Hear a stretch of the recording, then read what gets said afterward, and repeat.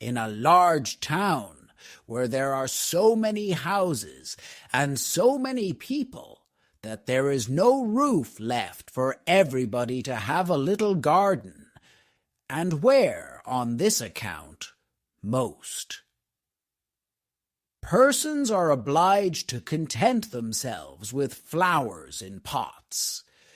There lived two little children who had a garden somewhat larger than a flower-pot.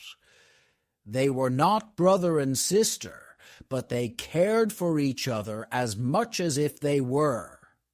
Their parents lived exactly opposite. They inhabited two garrets, and where the roof of the one house joined that of the other, and the gutter ran along the extreme end of it, there was to each house a small window. One needed only to step over the gutter to get from one window to the other.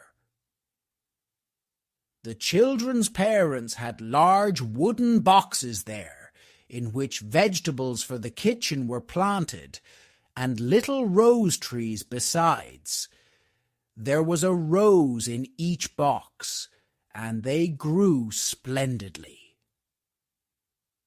They now thought of placing the boxes across the gutter, so that they nearly reached from one window to the other, and looked just like two walls of flowers. The tendrils of the peas hung down over the boxes, and the rose trees shot up long branches, twined round the windows, and then bent towards each other. It was almost like a triumphant arch of foliage and flowers. The boxes were very high, and the children knew that they must not creep over them. So they often obtained permission to get out of the windows to each other and to sit on their little stools among the roses, where they could play delight fully. In winter there was an end of this pleasure. The windows were often frozen over, but then they heated copper farthings on the stove, and laid the hot farthing on the window pane, and then they had a capital peep-hole, quite nicely rounded, and out of each peeped a gentle, friendly eye. It was the little boy and the little girl who were looking out. His name was Kay, hers was Gerda. In summer, with one jump, they could get to each other, but in winter they were obliged first to go down the long stairs, and then up the long stairs again. And out of doors there was quite a snowstorm. "It is the white bees that are swarming," said Kay's old grandmother. "Do the white bees choose a queen?" asked the little boy, for he knew that the honey bees always have one. "Yes," said the grandmother. "She flies where the swarm hangs in the thickest clusters. She is the largest of all, and she can never remain quietly on the earth, but goes up again into the black clouds. Many a winter's night she flies through the streets of the town and peeps in at the windows, and they then freeze in so wondrous a manner that they look like flowers." "Yes, I have seen it," said both the children, and so they knew that it was true. "Can the Snow Queen come in?" said the little girl. "Only let her come in," said the little boy. "Then I'd put her on the stove, and she'd melt." And then his grandmother patted his head and told him other stories. In the evening, when little Kay was at home, and half undressed, he climbed up on the chair by the window and peeped out of the little hole. A few snowflakes were falling, and one, the largest of all, remained lying on the edge of a flower pot. The flake of snow grew larger and larger, and at last it was like a young lady, dressed in the finest white gauze, made of 1,000,000 little flakes like stars. She was so beautiful and delicate, but she was of ice, of dazzling, sparkling ice.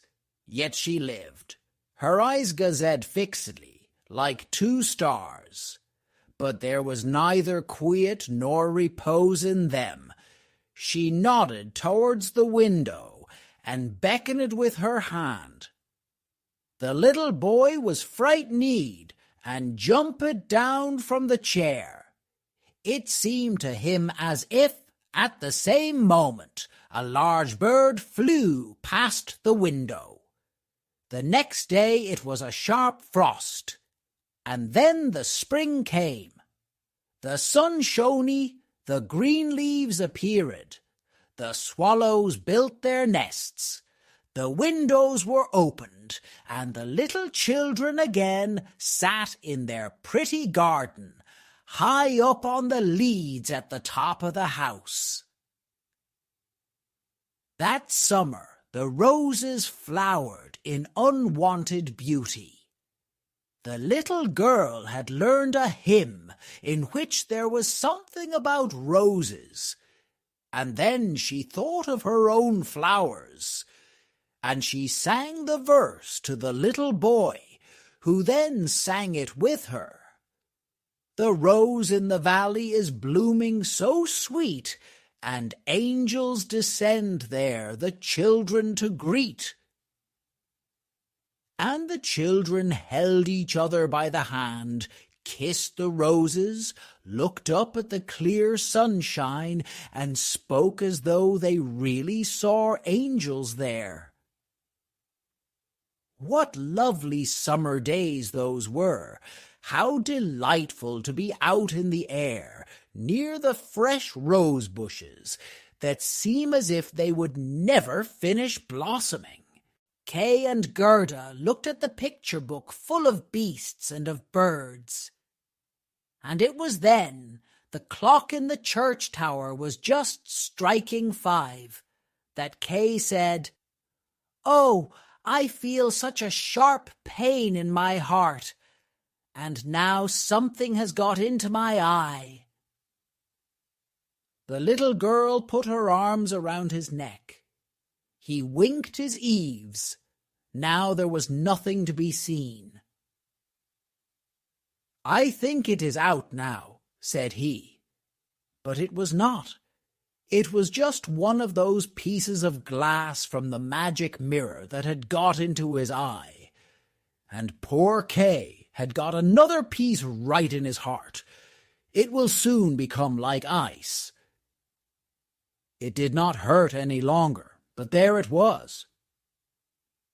"What are you crying for?" asked he. "You look so ugly. There's nothing the matter with me." "Ah," said he at once, "that rose is cankered. And look, this one is quite crooked. After all, these roses are very ugly. They are just like the box they are planted in." And then he gave the box a good kick with his foot, and pulled both the roses up. "What are you doing?" cried the little girl, and as he perceived her fright, he pulled up another rose, got in at the window, and hastened off from dear little Gerda. Afterwards, when she brought her picture book, he asked, "What horrid beasts have you there?" And if his grandmother told them stories, he always interrupted her. Besides, if he could manage it, he would get behind her, put on her spectacles, and imitate her way of speaking. He copied all her ways, and then everybody laughed at him. He was soon able to imitate the gait and manner of everyone in the street, everything that was peculiar and displeasing in them. That Kay knew how to imitate, and at such times all the people said, "The boy is certainly very clever." But it was the glass he had got in his eye, the glass that was sticking in his heart, which made him tease even little Gerda, whose whole soul was devoted to him. His games now were quite different to what they had formerly been. They were so very knowing.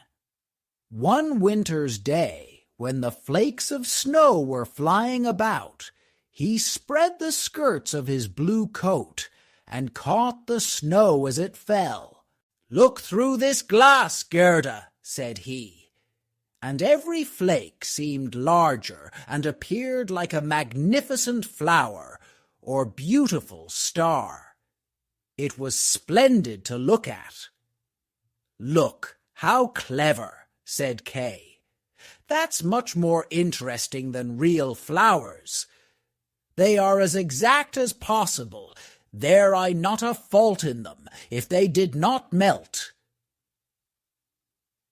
It was not long after this that Kay came one day with large gloves on, and his little sledge at his back, and bawled right into Gerda's ears, "I have permission to go out into the square where the others are playing." And off he was in a moment. There, in the market-place, some of the boldest of the boys used to tie their sledges to the carts as they passed by, and so they were pulled along and got a good ride. It was so capital. Just as they were in the very height of their amusement, a large sledge passed by. It was painted quite white, and there was someone in it wrapped up in a rough white mantle of fur, with a rough white fur cap on his head. The sledge drove round the square twice, and Kay tied on his sledge as quickly as he could, and off he drove with it. On they went quicker and quicker into the next street, and the person who drove turned round to Kay and nodded to him in a friendly manner, just as if they knew each other. Every time he was going to untie his sledge, the person nodded to him, and then Kay sat quiet. And so on they went till they came outside the gates of the town. Then the snow began to fall so thickly that the little boy could not see an arm's length before him. But still on he went, when suddenly he let go the string he held in his hand in order to get loose from the sledge, but it was of no use. Still the little vehicle rushed on with the quickness of the wind. He then cried as loud as he could, but no one beard him. The snow drifted and the sledge flew on, and sometimes it gave a jerk as though they were driving over hedges and ditches. He was quite frightened, and he tried to repeat the Lord's Prayer. But all he could do, he was only able to remember the multiplication table. The snowflakes grew larger and larger, till at last they looked just like great white fowls. Suddenly they flew on one side. The large sledge stopped, and the person who drove rose up. It was a lady. Her cloak and cap were of snow. She was tall and of slender figure and of a dazzling whiteness. It was the Snow Queen. "We have travelled fast," said she, "but it is freezingly cold. Come under my bearskin." And she put him in the sledge beside her, wrapped the fur round him, and he felt as though he were sinking in a snow wreath. "Are you still cold?" asked she, and then she kissed his forehead. Ah, it was colder than ice. It penetrated to his very heart, which was already almost a frozen lump. It seemed to him as if he were about to die. But a moment more, and it was quite congenial to him, and he did not remark the cold that was around him. "My sledge! Do not forget my sledge!" It was the first thing he thought of.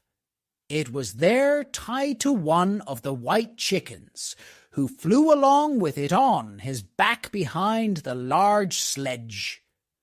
The Snow Queen kissed Kay once more, and then he forgot little Gerda, grandmother, and all whom he had left at his home.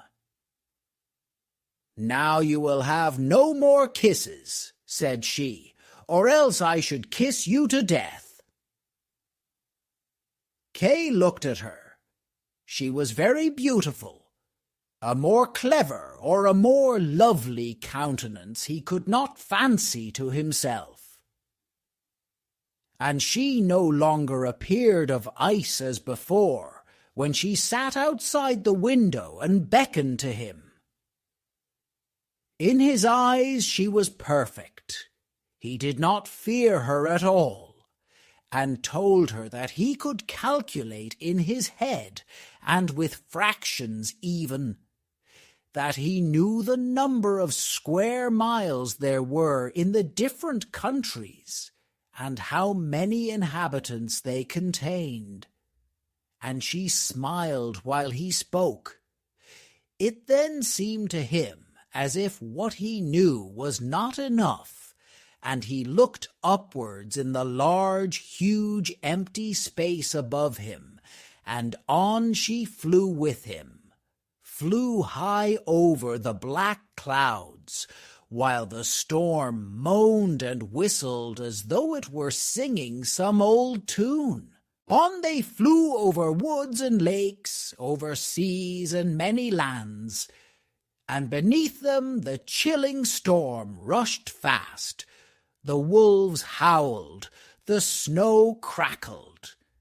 Above them flew large screaming crows, but higher up appeared the moon, quite large and bright, and it was on it that Kay gazed during the long, long winter's night, while by day he slept at the feet of the Snow Queen.